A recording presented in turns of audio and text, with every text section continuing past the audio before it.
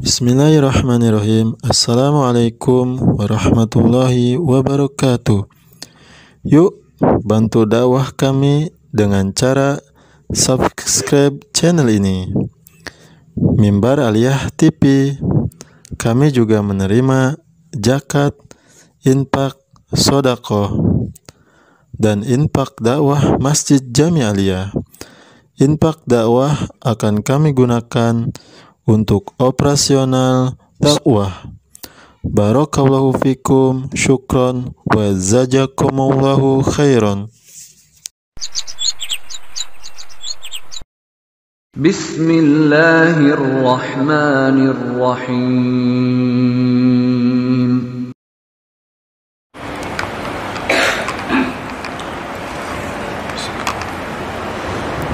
Innal hamdalillah nahmaduhu ta'ala wa nasta'inuhu wa nastaghfiruh wa nu'minu bihi wa natawakkalu alayhi wa na'udzu billahi min shururi anfusina wa min sayyiati a'malina may yahdihillahu fahuwal muhtad wa may yudlil fala tajida lahu waliyyan mursyida.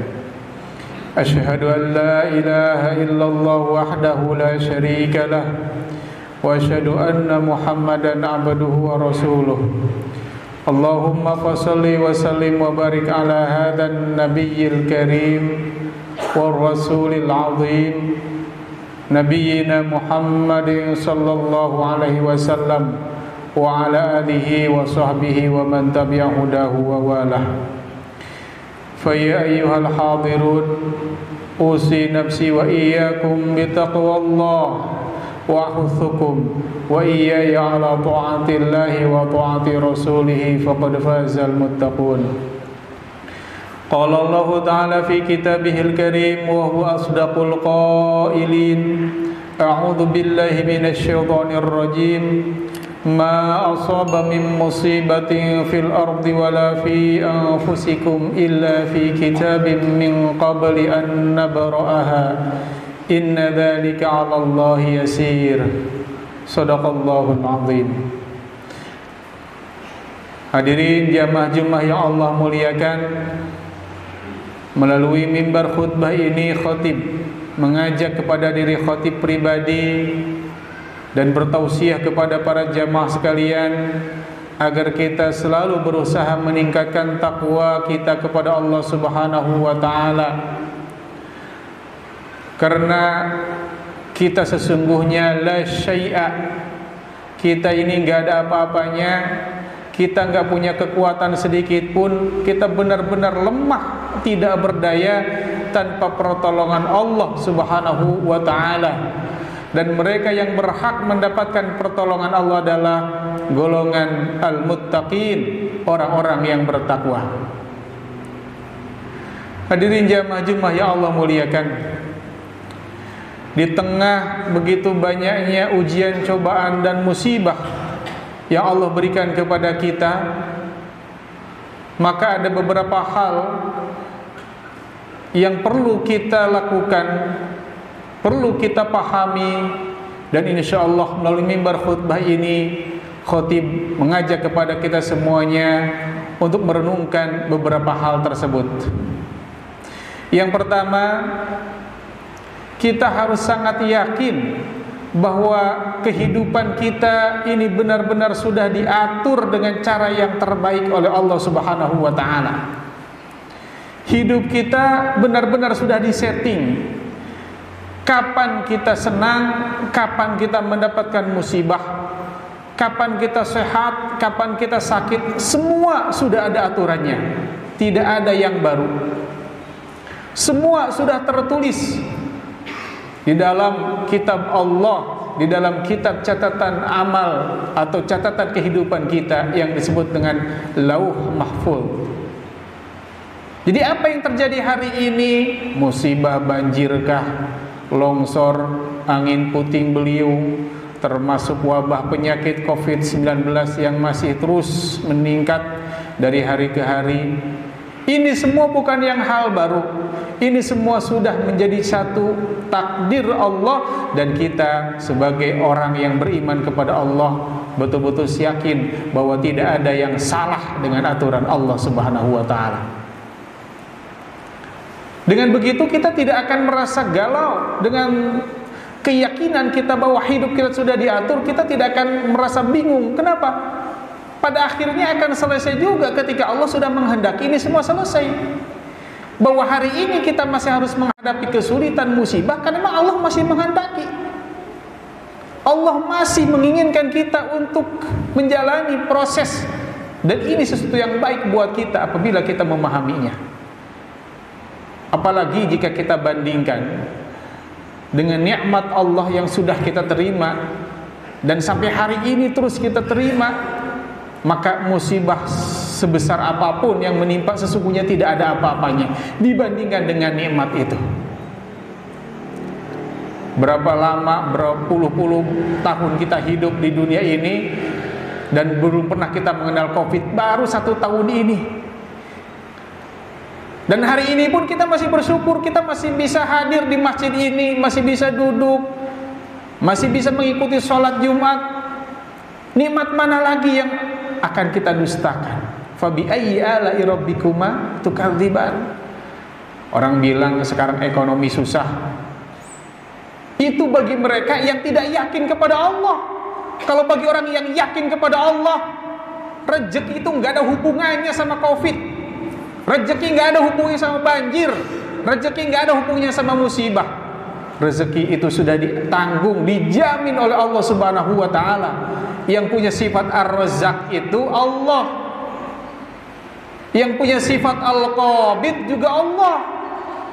Banjir makhluk, COVID makhluk. Kenapa kita takut dengan makhluk? Hadirin jamaah Jumat yang Allah muliakan, kita harus sangat yakin sekali lagi bahwa hidup kita diatur oleh Allah. Dan Allah, innallaha la yadhlimun nasa syai'a. Allah telah berjanji tidak akan menzalimi kepada kita makhluknya. Bahkan di dalam satu ayat Allah mengatakan, dzalika bi annallaha lam yakum mughayyiran ni'matan an'amaha ala qaumin hatta yughayyiru ma bi anfusihim.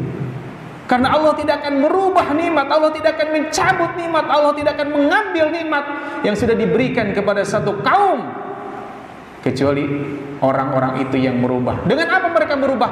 Dengan tidak yakin kepada Allah dan tidak bersyukur kepada Allah. Fa inna ma'al usri yusra. Maka sungguh bersamaan dengan kesulitan itu ada kemudahan. Ini harus kita yakini betul. Bukan kemudahan itu datang sesudah kesulitan, bukan. Yusron dengan isim nakirah, kemudahan yang bersifat umum itu ma'al usri, datang bersama kesulitan. Kesulitannya satu, kemudahannya banyak. Hadirin jamaah Jumat yang Allah muliakan. Ini yang pertama. Yang kedua, ketika kita merasa hidup kita susah, sulit, ditimpa musibah, sebenarnya satu masalahnya. Apa? Kita kurang mendapat berkah.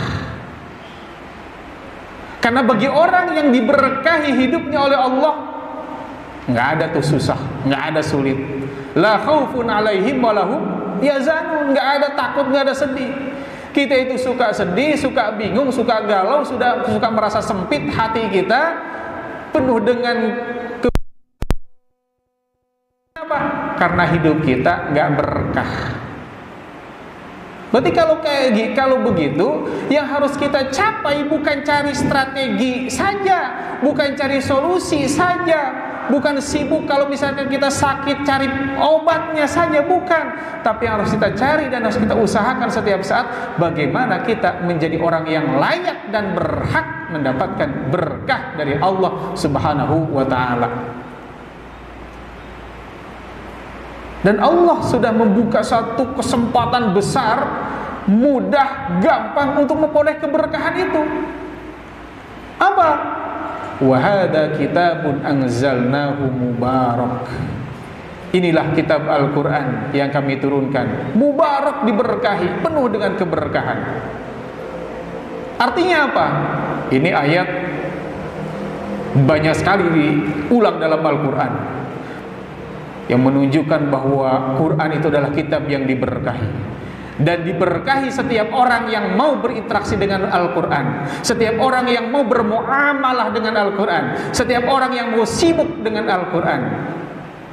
Jadi kalau hidup kita nggak berkah, pertanyaannya sejauh mana interaksi kita, kedekatan kita dengan Al-Quran. Kita nggak berkah itu karena kita nggak dekat sama Al-Quran. Kita susah itu karena kita jauh dari Al-Quran. Kita merasa sempit, merasa bingung itu karena kita jarang menjadikan Al-Quran benar-benar sebagai keakraban hidup kita, sebagai petunjuk dalam hidup kita, sebagai tanda cinta Allah kepada kita. Orang-orang yang hidupnya selalu berdekatan dengan Al-Quran, yang setiap hari sibuk dengan Al-Quran, maka Allah wujudkan dalam hidup mereka keberkahan, kebahagiaan. Kalaupun ada masalah, Al-Quran cepat menjadi solusinya. Kita harus yakin ini. Karena salah satu penyakit kita umat Islam saat ini, kalau kita mau benar-benar jujur, adalah karena dha'ful yakin, lemahnya keyakinan. Al-Quran ini bukan sekedar kitab, Pak. Al-Quran ini bukan sekedar bacaan, tapi dia adalah kalamullah yang bersifat qadim, yang di dalamnya Allah berikan berbagai macam sumber kebaikan-kebaikan buat kita. Bahkan dalam hal penyakit sekalipun, wabah seperti COVID-19 ini, saya pribadi sangat yakin bahwa tidak ada obat yang lebih mujarab daripada Al-Quran. A'udzu billahi minasyaitonir rajim. Wa nunazzilu minal Qur'ani ma huwa syifaa'un wa rahmatul lil mu'minin. Ini janji Allah, Pak. Dan kami turunkan di antara ayat-ayat Al-Qur'an itu ma huwa syifa', ayat yang menjadi syifa, obat penawar. Semua jenis penyakit ada obatnya, dan Al-Qur'an adalah obat dari segala macam penyakit. Bukan hanya penyakit batin, bukan hanya penyakit hati, tapi juga penyakit-penyakit lahir. Dan secara pribadi khotib pernah, dan insya Allah sampai hari ini terus membuktikan hal itu. Jadi kalau kita sibuk hanya mencari solusi, hanya mencari strategi bagaimana selamat dari wabah, selamat dari musibah ini, tapi kita nggak mau atau tidak menggunakan Al-Quran ini, tidak mendekatkan diri kepada Al-Quran, tidak menjadikan Al-Quran sebagai jalan kita memperoleh keberkahan dari Allah, maka siap-siap kita akan kecewa. Amilatun nasibah, capek tapi nggak ada hasilnya. Tapi dengan kita kembali kepada Al-Quran, maka insya Allah sedikit yang kita lakukan, pertolongan Allah akan besar dan banyak kita dapatkan. Bagaimana caranya? Simpel saja. Kalau kita yang sudah biasa tilawah setiap hari, tingkatkan tilawahnya. Biasa 1 juz, tingkatkan jadi 2 juz. Yang belum sampai 1 juz, minimal 1 juz sehari tilawah. Jangan sampai kurang. Ngaku orang Islam, mushaf Al-Quran di rumahnya bertumpuk-tumpuk, tapi sehari baca 1 juz nggak bisa. Ya kalau nggak sanggup 1 juz, setengah juz lah. Sampai bisa minimal 1 juz. 1 juz itu udah sangat minimal sekali untuk seorang yang mengaku beriman kepada Allah. 30 juz berarti 30 hari 1 bulan khatam, itu sangat-sangat minim. Tapi minimal itu yang kita lakukan. Jadi nggak istimewa sebenarnya kalau kita bisa khatam 1 juz. Tapi paling tidak itu standarnya. Kalau kurang dari itu terus kita berharap dapat berkah, nanti dulu. Allah ingin lihat dulu sejauh mana kita menyisihkan waktu bersama Al-Quran ini. Tentu yang lebih baik lagi bukan sekedar tilawah, kita juga menghafalkan, mempelajari, dan tentunya adalah mengamalkan. Dan insya Allah kita punya kesempatan itu dalam komunitas, khususnya di Masjid Jami Aliyah ini. Dan yang terakhir, yang ketiga, melalui mimbar Jum'ah ini, khotib menyampaikan satu trik dari Khalifah Amirul Mukminin Umar bin Khattab radhiyallahu anhu yang akan membuat kita merasa ringan ketika kita menghadapi musibah atau ujian apapun. Dalam satu makalah dalam kitab Nasuhil Ibad, Umar bin Khattab radhiyallahu anhu mengatakan bahwa musibah apapun akan terasa ringan kalau kita memikirkan 4 hal.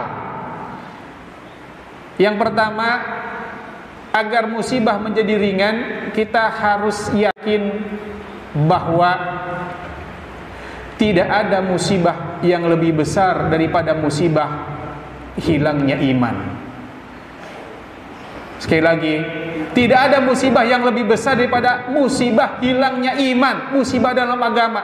Kalau kita cuma ditimpa penyakit, ditimpa banjir, ditimpa longsor, angin puting beliung, segala macam musibah fisik, bencana alam, itu nggak ada apa-apanya dibandingkan kalau kita kehilangan iman. Dan alhamdulillah, justru dengan banyak musibah, banyak orang sadar, bahkan banyak orang masuk Islam ketika mengetahui betapa di dalam Islam ini ternyata Allah berikan begitu banyak solusi dari masalah kehidupan, termasuk obat dari penyakit COVID itu pun adanya di dalam Islam, toharoh dan wudhu di antaranya. Itulah musibah terbesar. Jadi kalau musibah yang itu kecil, kenapa? Karena semuanya pasti berakhir. Dan kalau kita sabar, justru menjadi jalan kebaikan dan kemuliaan. Tapi kalau musibahnya kehilangan iman, itulah musibah yang sangat-sangat dahsyat, karena kita kehilangan modal untuk hidup bahagia dunia dan akhirat. Yang kedua, musibah akan menjadi kecil atau bahkan tidak terasa manakala kita menghadapinya dengan rasa ridho kepada Allah Subhanahu wa ta'ala. Ketika seorang ditimpa musibah, maka Allah kemudian menghunjamkan rasa ridho dalam hati. Dia menerima bahwa ini adalah ketentuan Allah. Maka musibah sebesar apapun menjadi kecil. Jadi yang masalah itu bukan musibahnya. Apakah kita saat ditimpa musibah dihadiahkan rasa ridho dalam hati kita oleh Allah atau tidak? Ada orang dapat musibah kecil tapi hatinya nggak ridho, jadi besar masalahnya. Ada orang yang musibahnya besar tapi Allah nikmatkan dalam dirinya, dalam hatinya, hunjamkan rasa ridho, nggak jadi masalah. Yang ketiga, bahwa kita harus yakin Allah itu maha mampu memberikan musibah sebesar apapun. Allah maha mampu memberikan ujian dahsyat kepada kita. Tapi Allah ternyata masih sangat sayang kepada kita, sehingga yang ditimpakan kepada kita ini cuma musibah-musibah kecil. Kembali misalkan khotib contohkan masalah COVID. Allah maha mampu memberikan satu penyakit, wabah yang lebih dahsyat dari COVID. Dulu pernah terjadi di Syam, wabah ta'un. Pagi orang terkena, sorenya mati, sorenya kena, paginya mati. Dalam waktu hanya beberapa hari, puluhan ribu orang menjadi korban daripada wabah tersebut. Kita, wabah COVID ini nggak seperti itu. Bahkan belum ada sampai sekarang yang benar-benar mati gara-gara COVID murni, nggak ada. Artinya apa? Ini musibah kecil. Padahal Allah punya potensi maha mampu untuk memberikan musibah besar. Tetapi kenapa Allah memberikan musibah itu nggak sebesar itu? Karena Allah sayang kepada kita. Ini hanya sebagai sebuah teguran agar kita kembali kepada Allah. Dan yang terakhir, menurut Umar bin Khattab radhiyallahu an, kita harus berpikir dan harus yakin, manakala Allah memberikan satu musibah, maka Allah juga menyiapkan pahala yang besar bagi mereka yang mau menerima ridha dan sabar menghadapi musibah itu. Innama yuwaffas sabiruna ajrahum bighairi hisab. Tidak ada perhitungan pahala bagi mereka yang bersabar menghadapi musibah. Makin besar musibahnya, makin besar pahalanya. Makanya sebagian ulama, sebagian orang-orang soleh yang kalau mereka ditimpa musibah, mereka justru bersyukur, alhamdulillah kita punya kesempatan mendapatkan pahala besar di sisi Allah. Bahkan ada yang satu hari nangis ketika ditanya kenapa hari ini saya belum mendapat musibah, jangan-jangan Allah sudah tidak cinta kepada saya. Karena Rasulullah pernah bersabda, innallaha idza ahabba 'abdan ibtalahu. Sesungguhnya Allah apabila mencintai seorang hamba, maka Allah akan berinya ujian. Nah, mudah-mudahan ujian, cobaan, musibah apapun yang kita timpa, yang kita terima hari ini adalah wujud cinta Allah kepada kita, dan semoga kita diberikan kekuatan untuk bersabar, ridho menerima semua itu, sehingga kita peroleh kemuliaan di sisi Allah Subhanahu wa taala. Barakallahu li wa lakum.